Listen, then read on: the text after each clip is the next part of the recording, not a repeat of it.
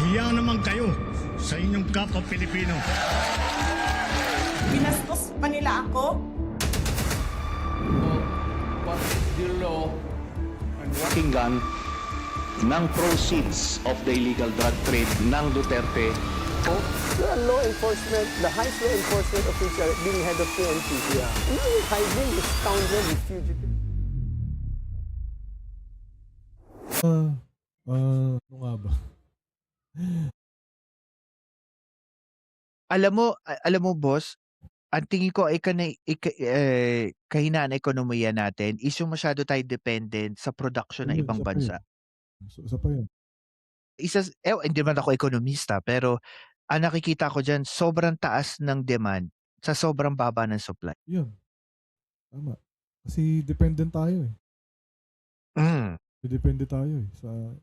Kaya alam mo, ito din po no boss, kaya nakikita ko yung sobrang talamak na pagbili sa kultura natin Pilipino, yung pagbili natin ng mumurahing produkto galing China na mababa ang quality.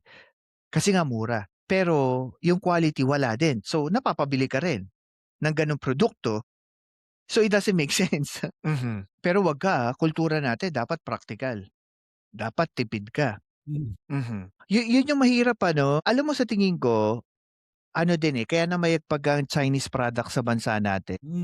Sobrang pinahihina talaga natin yung ano eh, local product eh. Hindi na ayos yung quality pero mas na-push yung importation ng ibang produkto sa ibang bansa like China. Tapos mura pa. Saan nakakita no sapatos magkano lang sa gawang China pero yung gawang Pilipino katakot-takot na pa. Ang yabang mo pa pagka may brand, di ba? Tatak Green Hills. Paano sa tingin ninyo kung syempre meron din po kayong konting alam sa pagsasaka, sa mga palay ganyan. Paano naman po yung nagiging sistema ng proseso ng yung epekto nito sa presyo ng pagkain? Kasi ano eh, siyempre, magmamahal din yung mga supplies eh, like yung mga pataba. Kasi yung karamihan naman ng farmers ngayon, umaasa sa chemicals din na ano eh, na pataba, insecticides.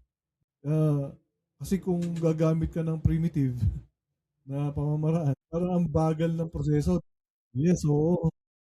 Next year pa. So, siyempre ang farmers natin nakadepende na rin sa modern na pagtatanim.